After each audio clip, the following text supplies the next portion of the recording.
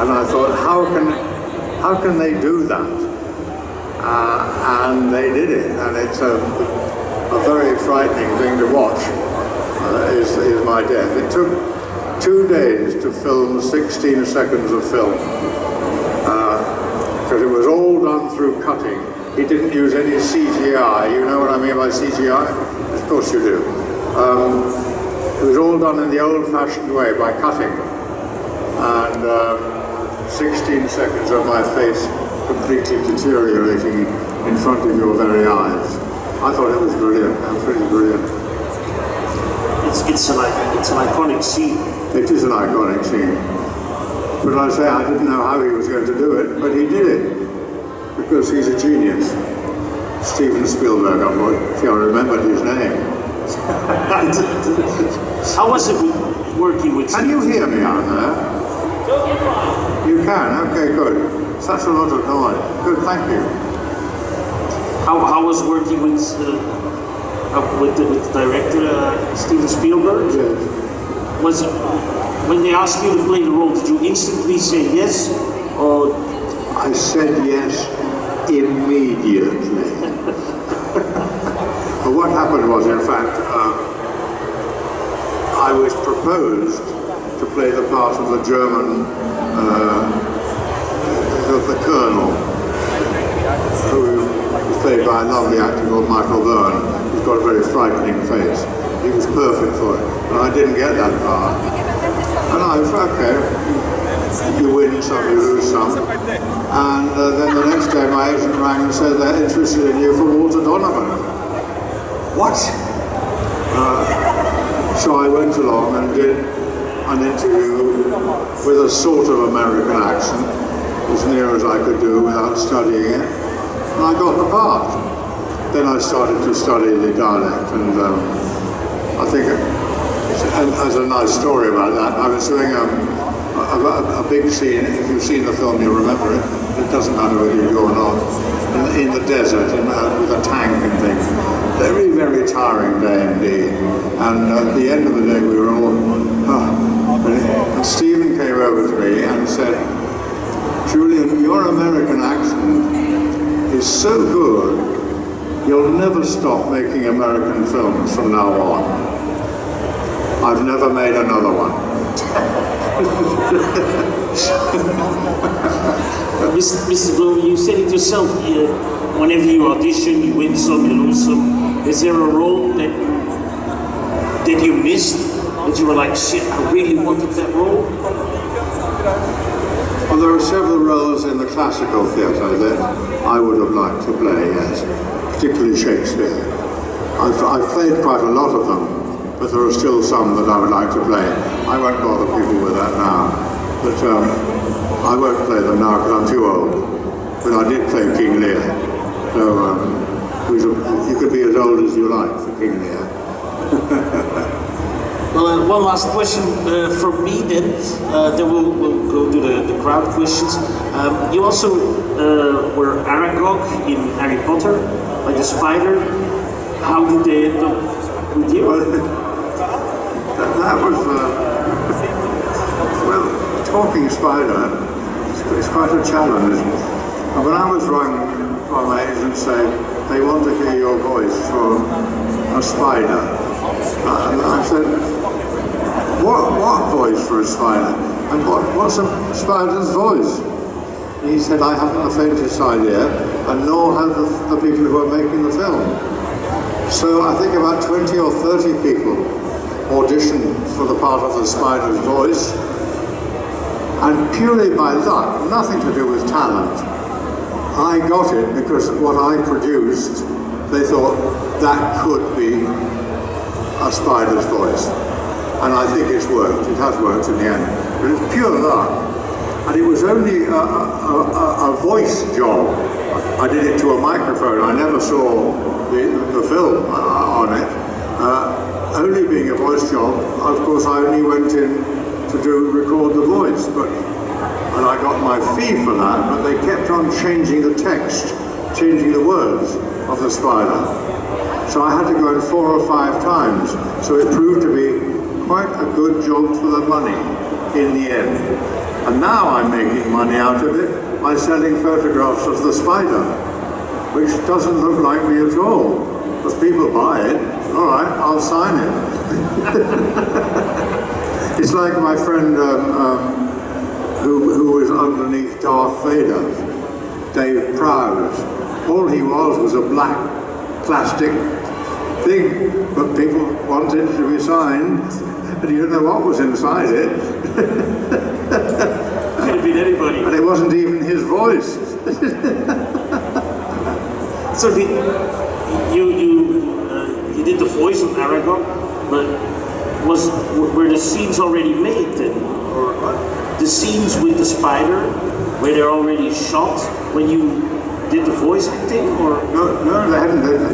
They were doing the drawings of it, because obviously it's animation. And so they weren't even sure what he looked like.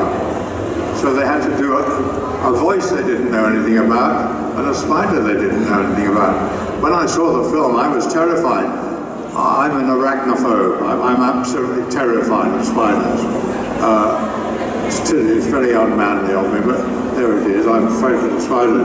So the irony of me doing the voice of a spider, and a giant spider to boot, well, really ironic, but I did it. And you did it very, very well. Thank you very much. Does anybody have a question for Mr. Glover? We have a microphone. Isolot has it. Who has a question? Sir? Okay, my question is, what was actually the first movie that you played in? The question was, what was the first movie you played in? That's an easy question. It was called Tom Jones, which is now, among aficionados of cinema, a great classic. It was an adaptation of an 18th century story, a very silly romp of a story about a young ne'er-do-well, which was played by Albert Finney as a young man. And it was made from a theatre in London called the Royal Court Theatre, which did all the experimental plays, and I was part of that. And a lot of wonderful actors were there, and they were all in the film. It's one of the funniest films I think I've ever seen. It is a completely, totally enjoyable film, and it won a lot of Oscars on the way down the line. And interestingly, we all did it for very little money, because we were working for a theatre which didn't have any money. Albert Finney did it for £40 a week, but even in those days it was pretty bloody awful.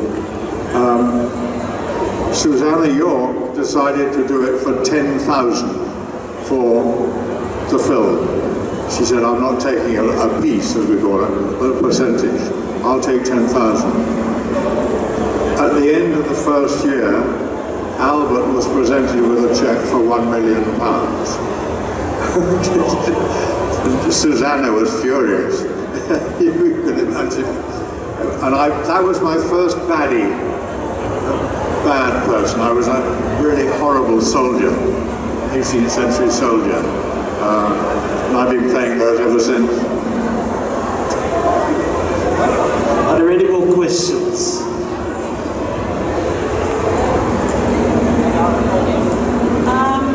What has inspired you to become an actor? Is there a movie or a play that you've seen that you thought, yes, that's what I want to do with my life?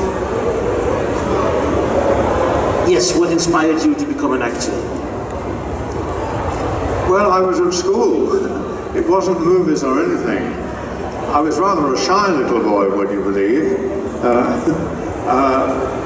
But one day the schoolmaster decided to do an open-air, modern dress production of a Shakespeare play called Julius Caesar.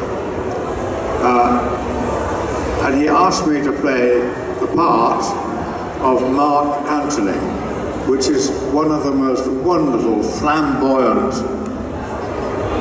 carefree, persuasive, clever characters that Shakespeare ever wrote.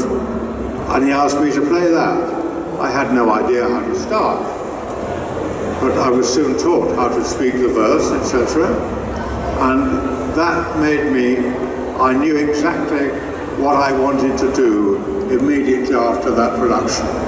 My whole life turned around.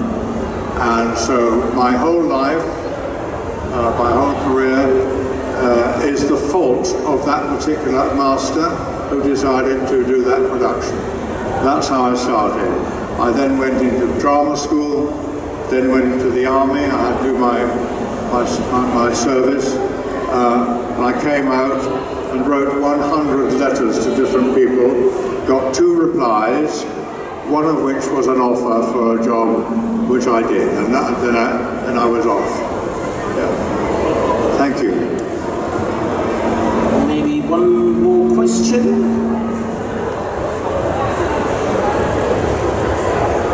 If you haven't, don't feel bad about it. Maybe I have one last question for you. I have one more, maybe. I have one more question for you, maybe. Do you like playing the bad guy or the good guy? I prefer playing good guys. And why? Well, having played so many bad guys, it's a great relief to play someone who is nice. And so people aren't hissing at you all the time. And man, oh, you were that awful person, weren't you? Yes. I'd much rather be, oh, you were that charming old man. That's what I prefer to be known as. No, I'm very grateful for all these villains I played.